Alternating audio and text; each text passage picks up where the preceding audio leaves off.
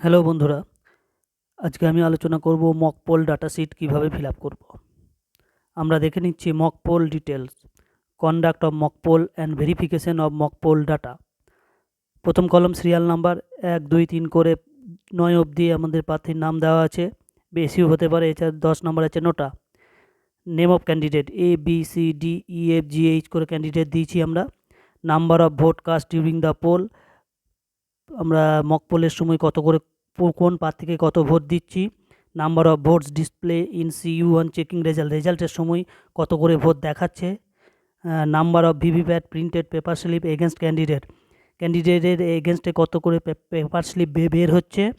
Result displayed in CU and printed paper slip count tallied with each other. যদি আমাদের যে পরিমাণ vote দিয়েছি সেই পরিমাণ রেজাল্ট সেকশনে গিয়ে যদি দেখি সেই পরিমাণ ভোট শো করছে এবং ভিভিপ্যাটে সেই পরিমাণ স্লিপ বেরোচ্ছে, তাহলে প্রত্যেকটা কলমে আমরা ইয়েস লিখে আমরা একদম লাস্ট কলমে আমরা দেখছি signature of polling agent with party observation, অর্থাৎ পোলিং এজেন্টদের সিগনেচার এবং সঙ্গে সংক্ষিপ্ত আকারে সেই পার্টির নাম। কলমের শেষে দেখছি আমরা নোটায় 10টি ভোট দেওয়া হয়েছে এবং CUতে 10টি, রেজাল্টের সময় 10টি শো করছে এবং ভিভিপ্যাটে 10টি স্লিপ বেরিয়েছে, অর্থাৎ প্রত্যেকটা ট্যালি করেছে, তাই ইয়েস লিখতে হবে। নোটার ক্ষেত্রে যেহেতু কোনো এজেন্ট থাকবে না, তাই এখানে কোনো সিগনেচার হবে না। আমরা একদমে টোটাল ইয়েতে যাব যে কত ভোট পড়েছে 58, CUতে কত ভোট দেখাচ্ছে 58, ভিভিপ্যাটে কতগুলো স্লিপ বের হয়েছে 58। আমরা এইভাবে পরিসংখ্যানগুলোকে মক পোল ডাটা শিটে ফিল আপ করবো এবং আমরা পরের পয়েন্টে চলে যাব। আমরা নেক্সটে চলে আসব। কলাম সিতে বলছে clear button on the control unit has been press to clear mock poll data, yes oblique no. If yes then write the above sentence in ink, অর্থাৎ উপরের সেন্টেন্সটিকে আবার লিখতে হবে। একইভাবে কলম ডিতে বলা হয়েছে all paper slip taken out from the VVPAT after mock পোলের পর ভিভিপ্যাট থেকে সমস্ত স্লিপ বের করা হয়েছে কি না, yes. Empty VVPAT shown to all polling agent, অর্থাৎ ফাঁকা ভিভিপ্যাটকে প্রত্যেক পোলিং এজেন্টকে দেখিয়ে দিতে হবে।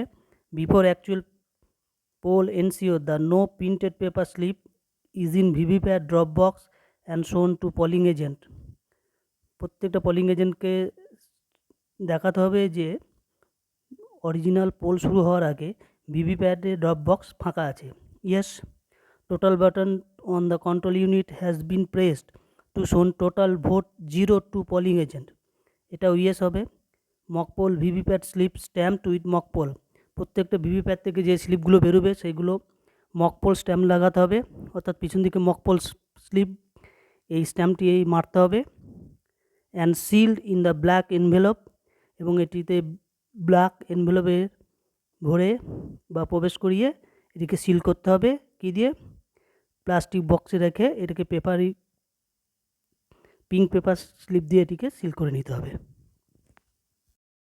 আমরা নেক্সট কলমে চলে যাব। Following witness mock poll and certify that mock poll votes tallied and that the mock poll votes erased from the CU and VVPAT after mock poll. Serial number 1, 2, 3, 4 করে 7 অবধি সিরিয়াল নাম্বার দেওয়া থাকবে। নেম অফ পোলিং এজেন্টদের নেম অফ পার্টি, পোলিং এজেন্টরা যে party সেই পার্টির নাম লিখতে হবে। নেম অফ ক্যান্ডিডেট, সেই প্রার্থীদের নাম লিখতে হবে এবং সিগনেচার অফ পোলিং এজেন্ট, কারণ পোলিং এজেন্টরা সাক্ষী দেবে যে তারা মকপোলের সময় তারা উপস্থিত ছিলেন এবং ভিভিপ্যাট পুরো ফাঁকা, পুরো সব স্লিপ বের করে নেওয়া হয়েছে, অর্থাৎ সঠিকভাবে মকপোল প্রক্রিয়াটা ঘটেছে। সিগনেচার অফ মাইক্রো অবজারভার, এরপরে যদি মাইক্রো অবজারভার থাকে তাহলে তার সিগনেচার নিতে হবে। আর নিচে আছে name and signature of the presiding অফিসারের সিগনেচার। নেক্সট আমরা চলে যাব। নেক্সট আমরা দেখছি following witness above the process and certified that mock votes erased from the control units and mock poll VVPAT slip removed from the VVPAT before the start of actual poll, অর্থাৎ actual পোলের আগে সমস্ত VVPAT থেকে সমস্ত mock poll slip বের করে নেওয়া হয়েছে এবং নিচে সিরিয়াল নাম্বার 1, 2, 3, 1, 2, 3ই হবে। Name of polling officer, first polling অফিসারের নেম, সেকেন্ড পোলিং অফিসারের নেম এবং থার্ড পোলিং অফিসারের নেম, এবং ডান দিকে তাদের সিগনেচার করে নিতে হবে। অর্থাৎ মক পোলের সময় পোলিং এজেন্ট, প্রিজাইডিং অফিসার এবং সমস্ত পোলিং অফিসারদের সাথে যদি মাইক্রো অবজারভার থাকে তারও সই এখানে প্রয়োজন আছে। ধন্যবাদ, সকলেই ভালো থাকবেন, সুস্থ থাকবেন।